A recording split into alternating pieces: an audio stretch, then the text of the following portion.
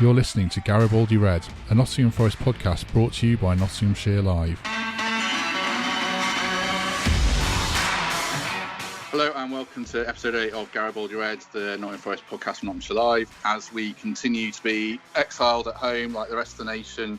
So unfortunately, we can't be in our studio, but we're trying to make the best fit like everyone else. And this week we've got a special guest in the form of Nottinghamshire's favourite cricketer and massive Forest fan, Luke Fletcher. So thanks for joining us, Fletch. No problem. Thanks for killing a few minutes for me. Yeah, how are you coping with it all? It's the most exciting thing I've done for 2 weeks. How are you coping with it all? It's a bit crazy at the moment.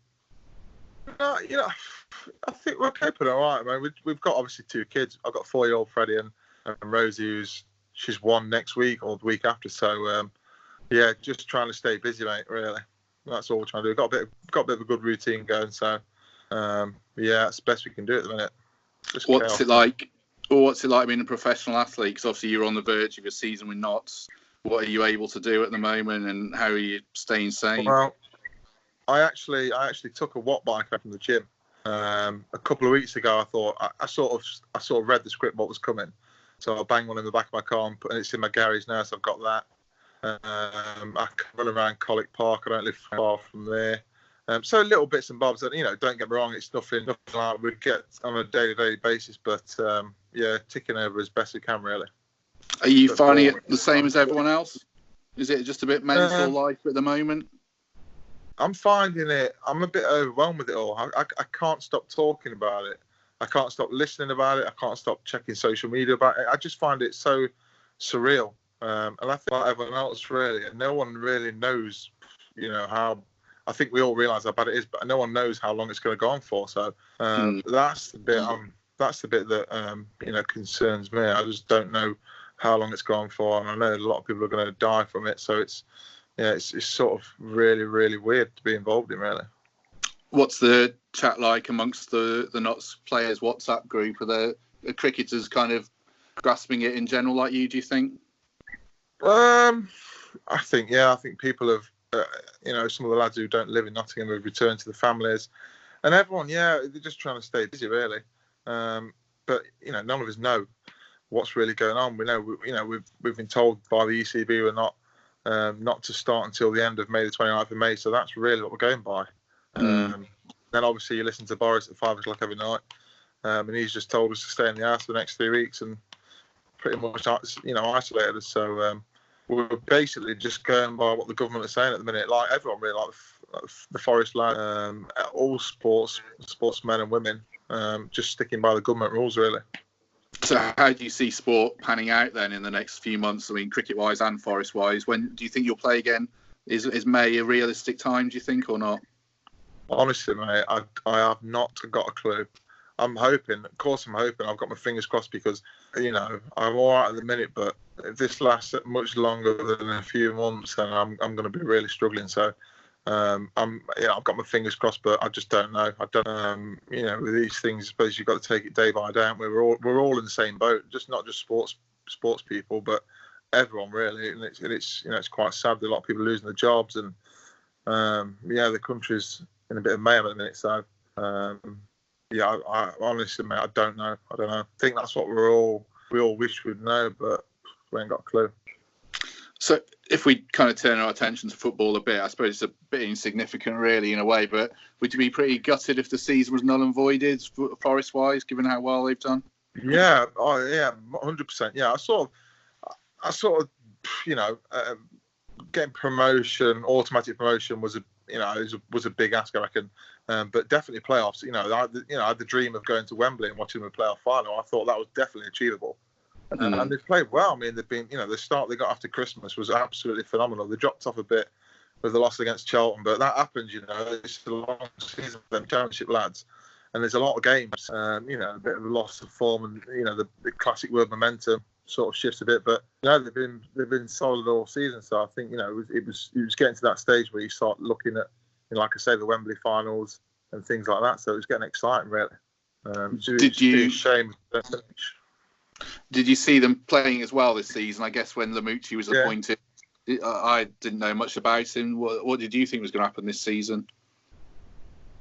I don't know. I suppose at the start you're always optimistic, aren't you? You always think, we're gonna go up again, that sort of thing. But I think just consistently how good they've been, especially away from home, they've been solid, haven't they? They've been unbelievable. And then after Christmas, they managed to find some form, beating Leeds at the City Ground, and they got some good wins then. So it's starting to get really exciting. So it'd be disappointing now if they don't see the finish, see the season off, and try and push for that third place and go up to the Premier League. So I took my lad actually to his first game. It was a QPR game that was 0-0. The one that Worrell's goal got disallowed because it rolled on the like a millimetre. Yeah. So he's 4 years old, Freddie, and his favourite player is number 4. I tweeted it to Joe Worrell actually, and he got back, so that was nice. He loved it. So yeah, I got down a bit, and it was exciting. I was really enjoying it, and the city was loving it. So it's just disappointing, really. And hopefully they get back on the field. Was that a proud dad moment, taking your boy to football for the first time? It's a bucket list. I've been looking forward to that for a long time, and it came across actually. Someone said to me, "I've got 2 spare tickets, one's for a child," and I thought I'll give him till he's like 5 or 6 and then take him so he can properly take it all in. But I thought, you know what, sod it, I'm going. So I got a bit excited. I took him round to Trent Navigation about 12:30, had a few drinks with his granddad there, and sort of knackered him out by half time. So we only lasted 1 half, but and then we went home. But he loved it, and he said he wanted to go back. He went to the club shop, got all the new kit and that. So yeah, he had a great day. I took my daughter. My daughter thought it was over at half time. She was falling asleep second half. I think we need to explain that as parents. It goes on for 90 minutes. Because Freddie, when he comes to the cricket, so the 50 overs, 20, you can go on the pitch after, can't you?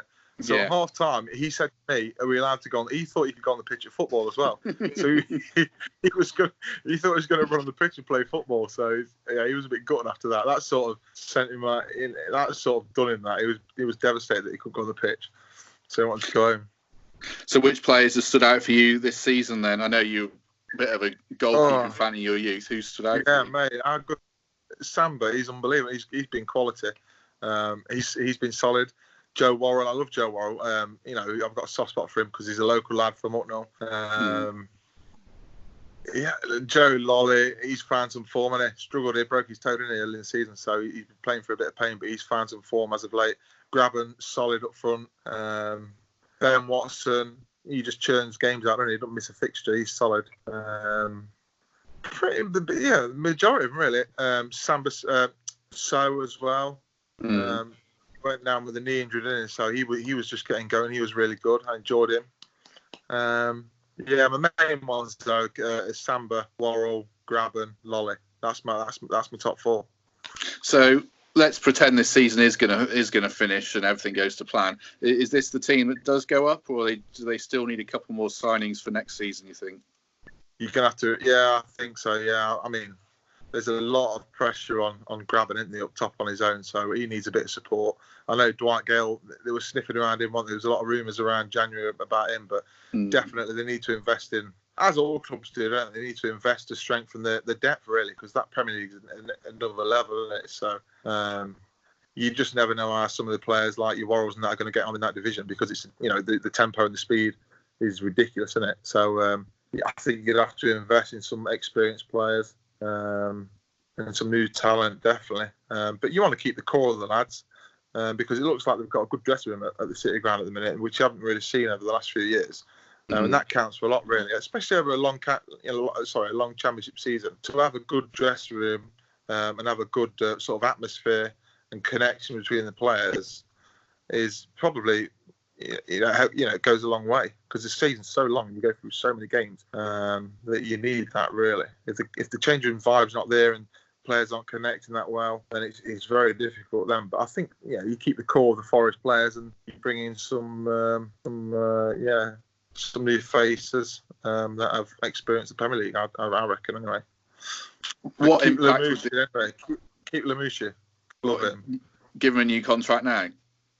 Oh yeah, I'd give him a new contract at Christmas. I would have, yeah. But I mean, football's crazy now. But yeah, definitely, I'd be giving him a new contract, 100%. Yeah, but it's not much the big lad's choice, is it? What impact do you think this break will have on players when they do eventually play in terms of fitness and that psychological edge? Yeah, I mean, I was talking about this to someone the other day. I can't remember who it was, but you see all the players and a lot of our lads are doing it as well. They're putting videos on Instagram that they're keeping fit, but it's nothing like going running around on the pitch playing 90 minutes. Is it? So it's the match fitness that's going to be a worry. But I suppose everyone's in the same boat, aren't they? So yeah, you want to try and you're going to lose that match fitness. I mean, they've not played now for a month, have they? 4 or 5 weeks haven't played football, so they're going to lose that sharpness. But everyone's the same, so I don't know.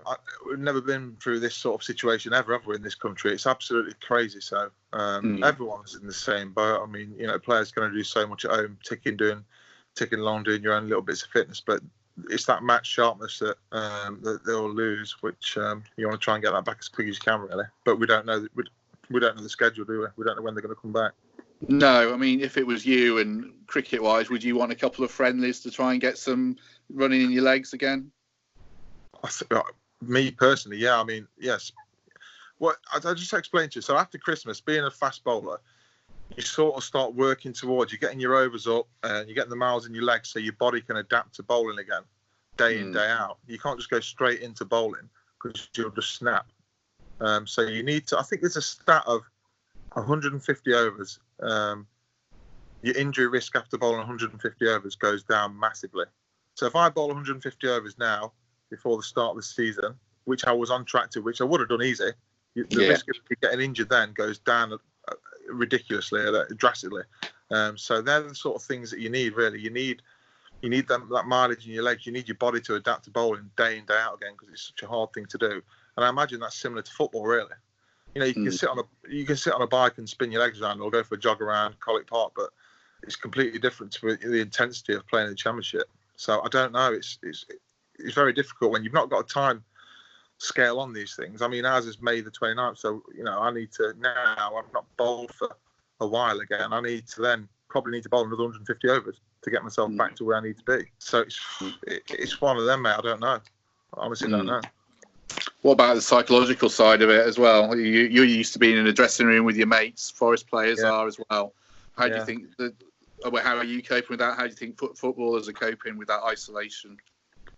I think the same as everyone around the country, mate. It's very difficult, isn't it? It's a difficult thing. You try and stay positive, and we've got Alexa, so we're blasting out Alexa just to try and keep the mood good, just to try and keep everyone going, really. But yeah, I mean, I love being around the lads, and that's pretty much what I play for. Is the dressing room, the banter in the dressing room, and getting stuck in with your mates, and that's all I've been used to for 12 years. I've spent more time with my teammates than my family, pretty much. So yeah, it's difficult. It's difficult, but I think I keep thinking that there's people dying in the country at the minute. So the last thing on my worries is really that I'm not spending time with mates, if you know what I mean. So there's more important things going on. We're trying to save people's lives here, aren't we? So the priority is to help the country, not really get me back in the dressing room. So I'm trying to think of it like that, really. But yeah, it's going to be tough for a lot of us. I know. A few like myself, he's got a couple of kids at home as well. Mulaney's the same. Harry Gurney's got a little lad.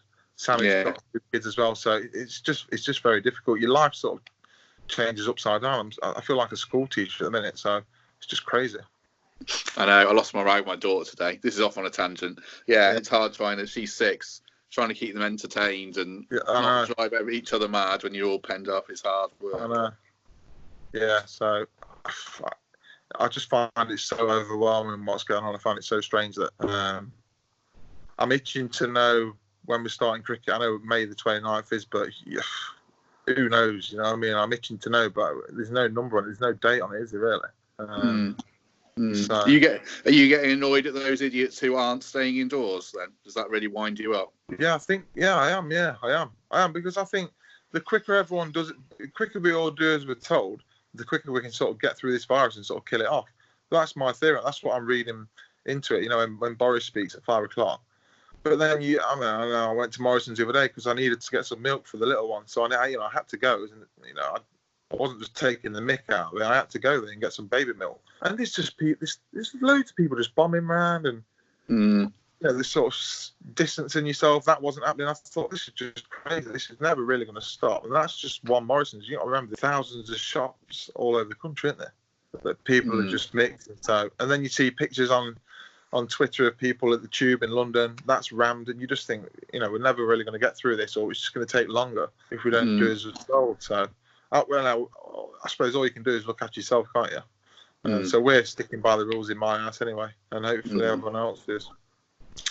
So, when you do watch football, going back to that kind of thing, I mean, do you watch it as a normal fan, or do you watch it through a different lens? Because, you play sport, that kind of thing, that footballers are just humans and they might have problems, at home. They might have an injury that we don't know about.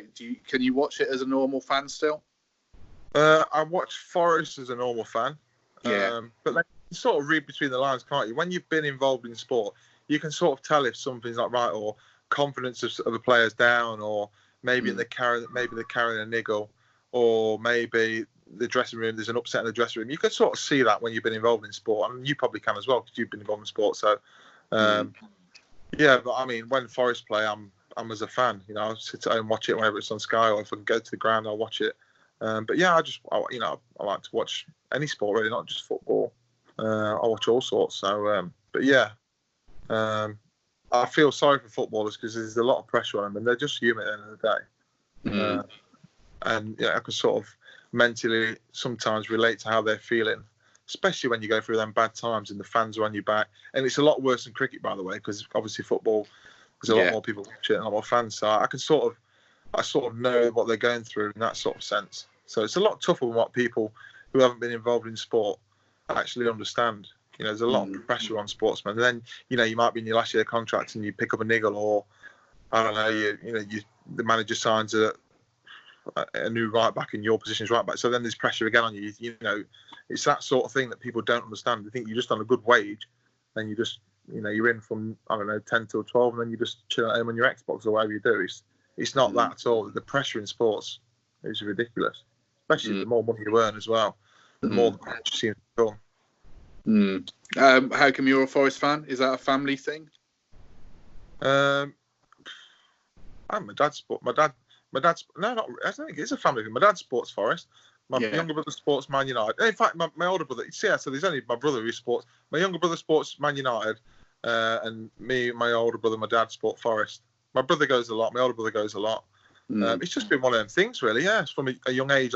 I used to have all the goalie tops, Mark Crosley goalie tops, and I've met him a few times now. I've spoken to him quite a lot.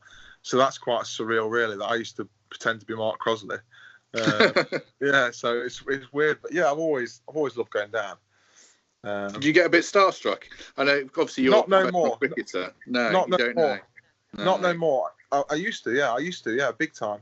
But then I think when you realise they're just normal blokes, and they like going out, and they like having a drink, or they like to just chill out and just chat. A lot of them football lads love coming to the cricket. I often see Matty Cash or Worrell or Lolly or whatever in the stands. They're all watching all the time. So you have that connection with them, that they're just good lads, and they just like to watch sport, and they just get involved that way. So not now, but when I was younger, don't get me wrong, if I bumped into David Beckham now, I'd be like, oh, bloody hell, David Beckham. But I wouldn't be going over and badgering them, do you know what I mean, and say, sign this and chatting to them. I'd just leave them to it.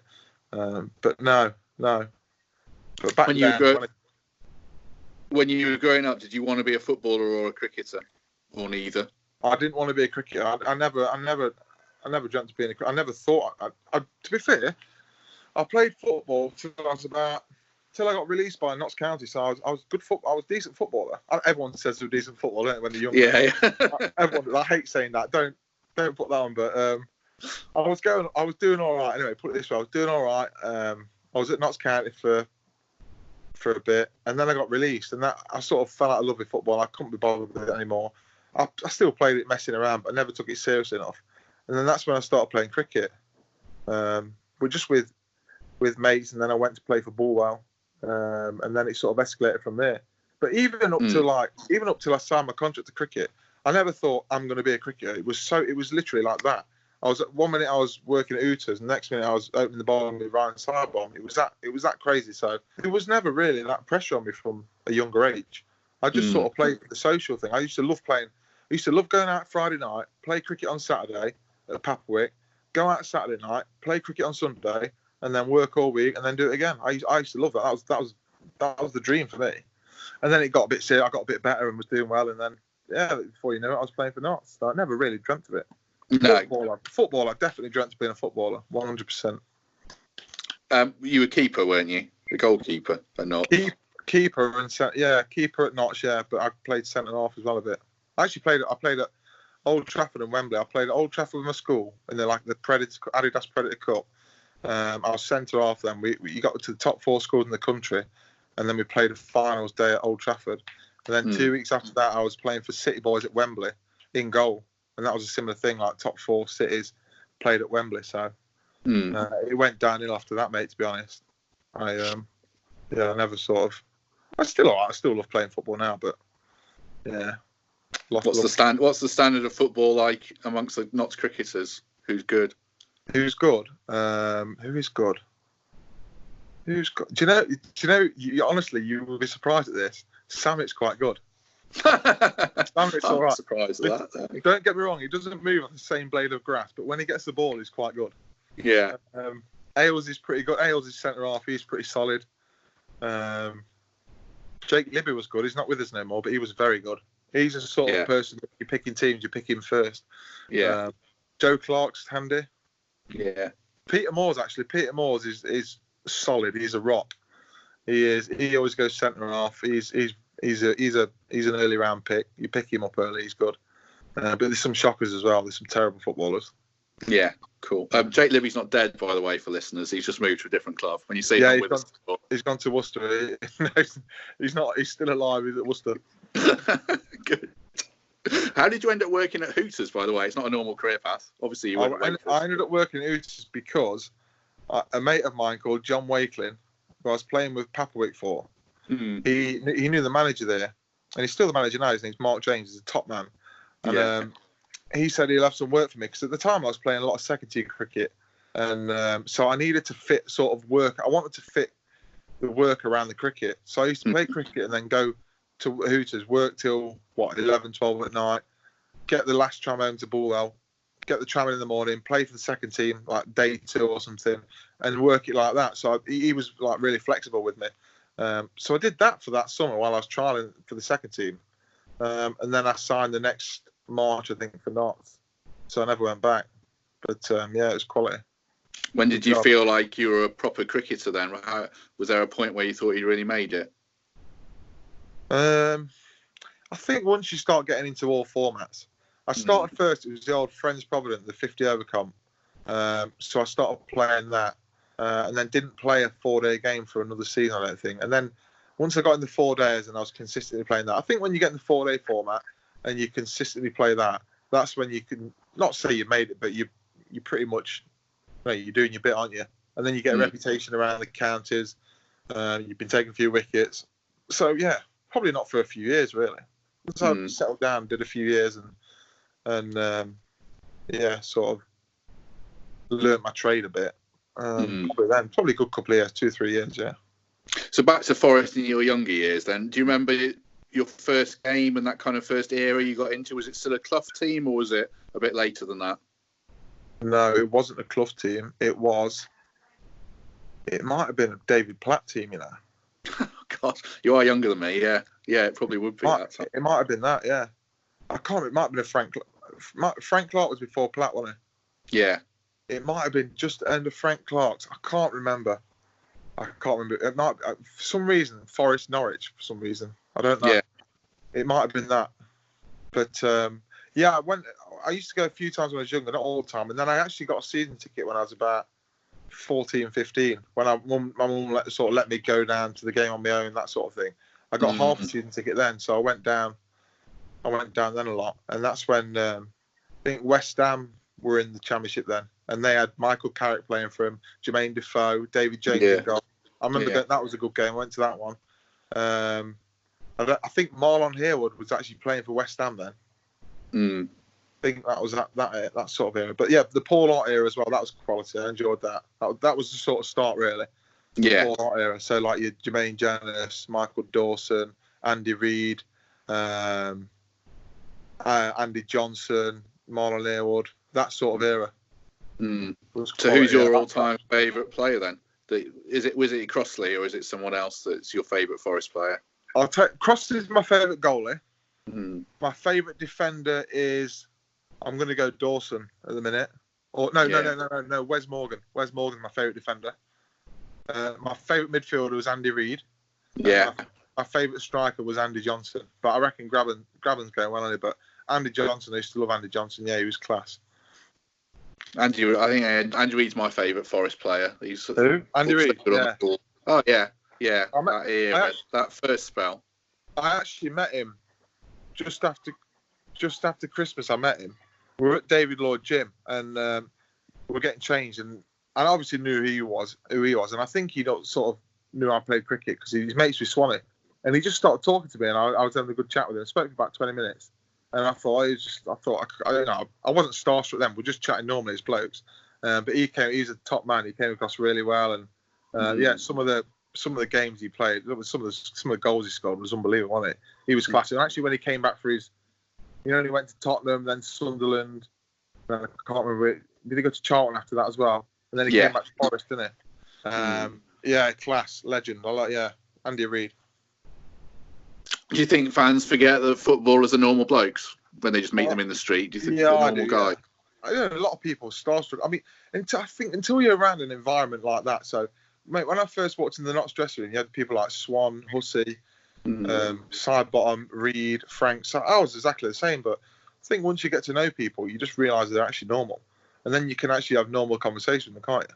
And just chat about life and what people are up to. I reckon people just get so starstruck about them, and they probably just see them as like these heroes, when actually they're just normal blokes that are just living the dream and playing for Forest. So, I think when I was 15, 16, I would have been the first one saying, can you sign this, sign that, and trying to speak to them and that. But, all sportsmen are normal, aren't they? I mean, I met a few now with cricket. I met Flintoff, Warren, people like that, and they were my heroes, people like them. But then when I actually speak to them, they're just normal blokes, which is like really nice as well, which is, sort of go away from talking to them. Like the Andy Reid thing, I just went away and thought, he's a top man. I had a great chat with him. Really good bloke. Kevin Nolan as well. Kevin Nolan was always in the gym. He's a top bloke.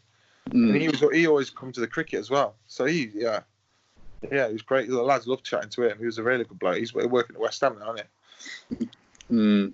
Oh yeah, true. So just to wind up then, you hope the season's gets finished, but you think if it's voided, then so be it. How would you feel about that? Oh mate, I'll be absolutely devastated. Genuinely, I'll be gutted. I don't know what I'm going to do with myself. Because what we're going to do, go straight back into another winter again, aren't we? Yeah. But I mean, priorities right, mate. I just hope the country gets itself straight and people stay safe. Really, that's the way I feel about it now. Cricket's not really, it's not important at all, really. Obviously, we want to play. We've put in a lot of work this winter, and it's been tough this winter. Every winter seems to get tougher, really. But I think with what happened last year, our form in the red ball stuff, we needed to change a few things. So we've done that, and then disappointing what's happened with this virus, but the main thing is people's health, really. True. Perfect note to end on. Well, thanks for joining us, Fletch. We do appreciate it, mate. Nice one, mate. All right. No worries. You take care, mate. Anyway, stay safe, and Yeah, you too, and the family. If people at home could give us a rating, we'd really appreciate that. I know it's not ideal at the moment with what we're able to do, but hopefully we're lightening the mood a little bit. If you go on iTunes, and 5-star reviews will be appreciated, and you can subscribe on YouTube and get us on Spotify every week. And we'll be back next week, hopefully with a different guest, and hopefully distracting everyone from what's going on in the world. So thanks for joining us, and we'll catch you next week. Thank you for listening to Garibaldi Red, a Nottingham Forest podcast. If you enjoyed today's episode, then please let us know. We love hearing your feedback. We'll be back soon with another episode. Thanks for listening.